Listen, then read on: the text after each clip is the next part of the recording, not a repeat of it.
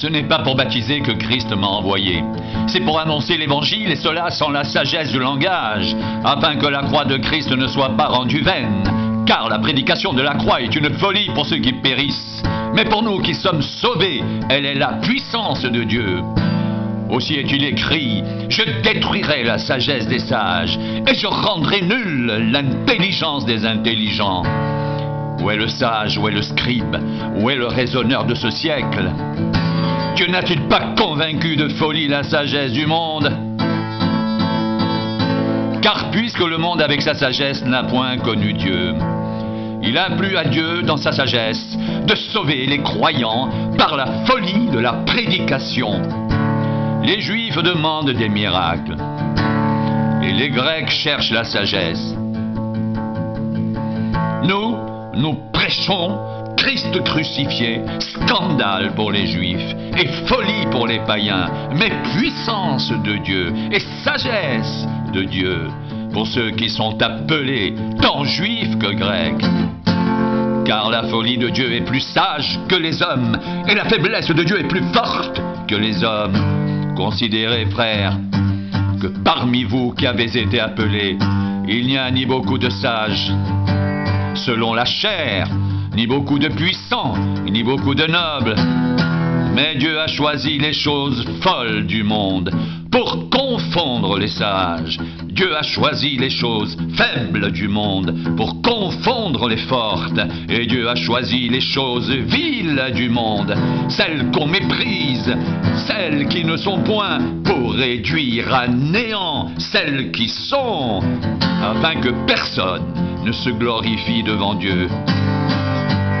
Or, c'est par lui que vous êtes en Jésus-Christ, qui par la volonté de Dieu a été fait pour nous sagesse, justice, sanctification et rédemption, afin, comme il est écrit, que celui qui se glorifie dans le Seigneur.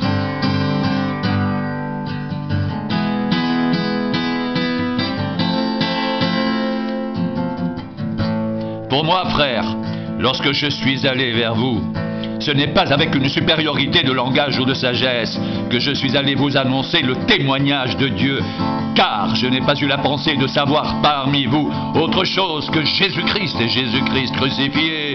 Moi-même, j'étais auprès de vous dans un état de faiblesse, de crainte et de grand tremblement.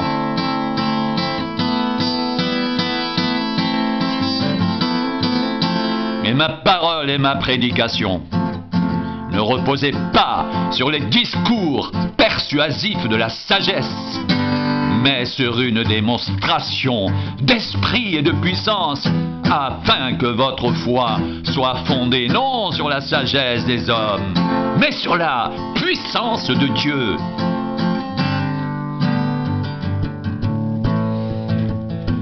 Cependant, c'est une sagesse que nous prêchons parmi les parfaits, sagesse qui n'est pas de ce siècle, ni des chefs de ce siècle qui vont être réduits à l'impuissance.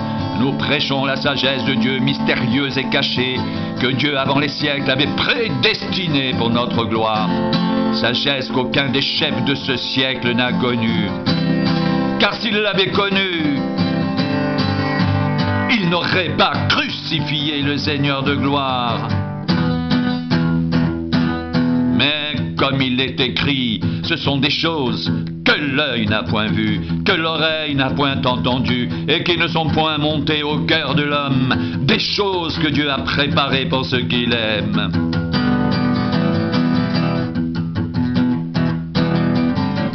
Dieu nous les a révélées par l'Esprit,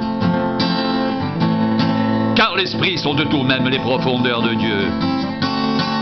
Qui donc parmi les hommes connaît les choses de l'homme, si ce n'est l'esprit de l'homme qui est en lui? De même, personne ne connaît les choses de Dieu, si ce n'est l'esprit de Dieu. Or nous n'avons pas reçu l'esprit du monde, mais l'esprit qui vient de Dieu, afin que nous connaissions les choses que Dieu nous a données par sa grâce.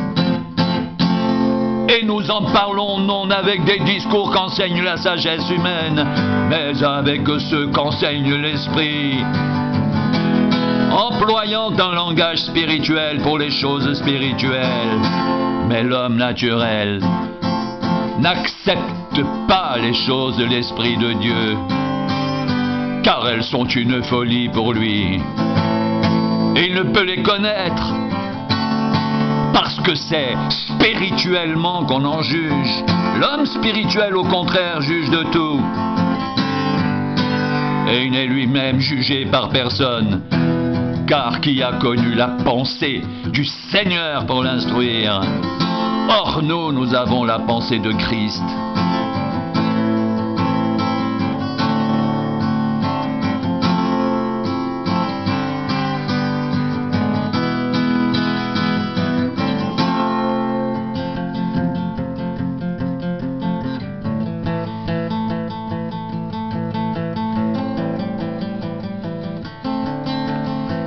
C'est une sagesse que nous prêchons parmi les parfaits. Sagesse qui n'est pas de ce siècle, ni des chefs de ce siècle, qui vont être réduits à l'impuissance. Nous prêchons la sagesse de Dieu mystérieuse et cachée, que Dieu avant les siècles avait prédestinée pour notre gloire. Sagesse qu'aucun des chefs de ce siècle n'a connue, car s'il l'avait connue, il n'aurait pas crucifié le Seigneur de gloire. Mais comme il est écrit, ce sont des choses que l'œil n'a point vues, que l'oreille n'a point entendues, et qui ne sont point montées au cœur de l'homme. Des choses que Dieu a préparées pour ceux qui l'aiment. Dieu nous les a révélées par l'Esprit, car l'Esprit sont de tout, même les profondeurs de Dieu. Qui donc parmi les hommes connaît les choses de l'homme, si ce n'est l'Esprit de l'homme qui est en lui? De même, personne ne connaît les choses de Dieu, si ce n'est l'Esprit de Dieu.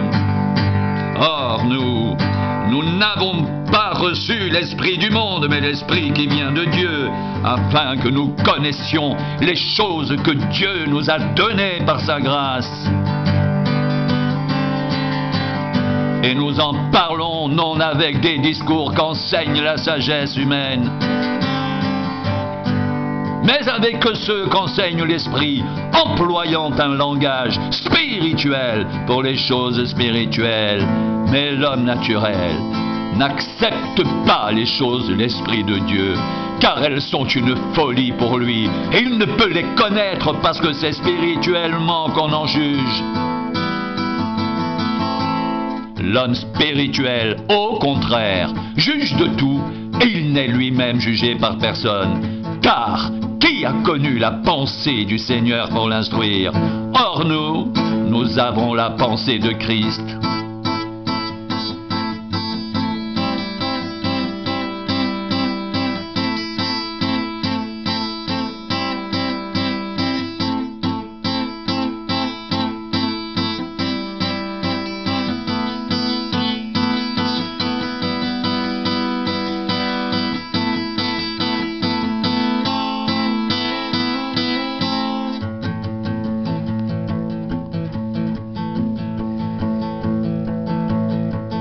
Où est le sage?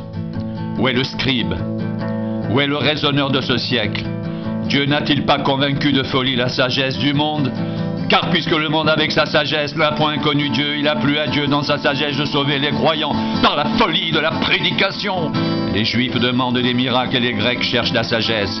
Nous prêchons Christ crucifié, scandale pour les Juifs et folie pour les païens, mais puissance de Dieu et sagesse de Dieu pour ceux qui sont appelés tant Juifs que Grecs.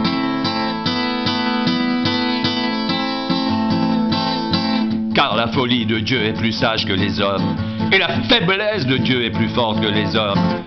Considérez, frères, que parmi vous qui avez été appelés, il n'y a ni beaucoup de sages selon la chair, ni beaucoup de puissants, ni beaucoup de nobles. Mais Dieu a choisi les choses folles du monde pour confondre les sages. Dieu a choisi les choses faibles du monde pour confondre les fortes. Et Dieu a choisi les choses viles du monde et celles qu'on méprise, celles qui ne sont point pour les réduire à néant, celles qui sont, afin que personne ne se glorifie devant Dieu. Or, C'est par lui que vous êtes en Jésus-Christ, qui par la volonté de Dieu a été fait pour nous sagesse, justice, sanctification et rédemption, afin, comme il est écrit, que celui qui se glorifie dans le Seigneur. Dieu a choisi les choses folles du monde pour confondre les sages. Dieu a choisi les choses faibles du monde pour confondre les fortes. Et Dieu a choisi les choses viles du monde et celles qu'on méprise, celles qui ne sont point, pour réduire à néant celles qui sont, afin que personne ne se glorifie devant Dieu.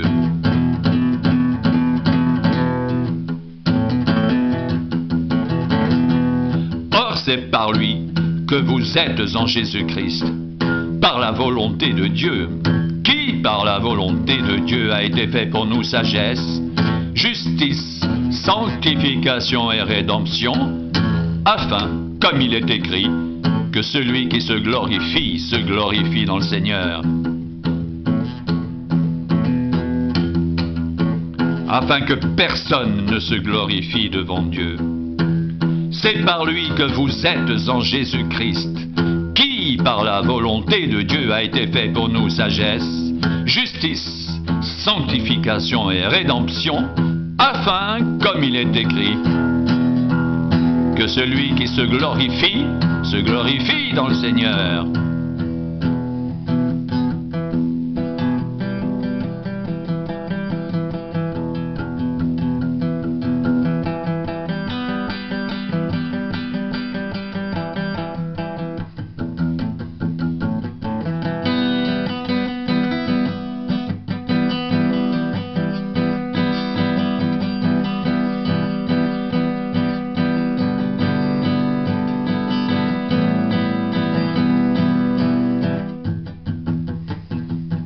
Pour moi, frère, lorsque je suis allé chez vous, ce n'est pas avec une supériorité de langage ou de sagesse que je suis allé vous annoncer le témoignage de Dieu. Car je n'ai pas eu la pensée de savoir parmi vous autre chose que Jésus-Christ et Jésus-Christ crucifié. Moi-même, j'étais auprès de vous dans un état de faiblesse, de crainte et de grand tremblement. Et ma parole et ma prédication ne reposaient pas sur les discours persuasifs de la sagesse, mais sur une démonstration d'esprit et de puissance, afin que votre foi soit fondée, non sur la sagesse des hommes, mais sur la puissance de Dieu. Cependant, c'est une sagesse que nous prêchons parmi les parfaits. Sagesse qui n'est pas de ce siècle, ni des chefs de ce siècle qui vont être réduits à l'impuissance. Nous prêchons la sagesse de Dieu mystérieuse et cachée que Dieu, avant les siècles, avait prédestinée pour notre gloire. Sagesse qu'aucun des chefs de ce siècle n'a connue, car s'il l'avait connue, il n'aurait pas crucifié le Seigneur de gloire.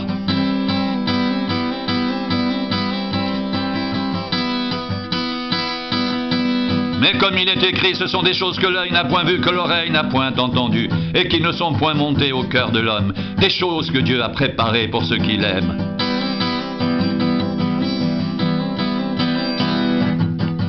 Dieu nous les a révélées par l'Esprit, car l'Esprit sont de tout, même les profondeurs de Dieu. Qui donc parmi les hommes connaît les choses de l'homme, si ce n'est l'Esprit de l'homme qui est en lui? De même, personne ne connaît les choses de Dieu, si ce n'est l'Esprit de Dieu.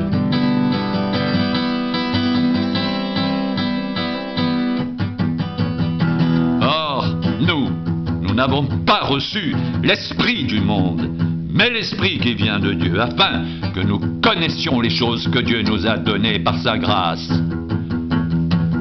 Nous n'avons pas reçu l'esprit du monde, mais l'esprit qui vient de Dieu, afin que nous connaissions les choses que Dieu nous a données par sa grâce. Et nous en parlons non avec des discours qu'enseigne la sagesse humaine, mais avec ceux qu'enseigne l'Esprit, employant un langage spirituel pour les choses spirituelles.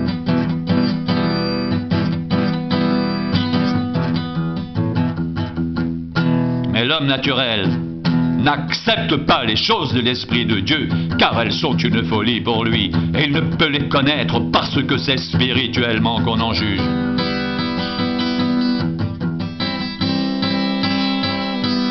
L'homme spirituel, au contraire, juge de tout, et il n'est lui-même jugé par personne. Car qui a connu la pensée du Seigneur pour l'instruire?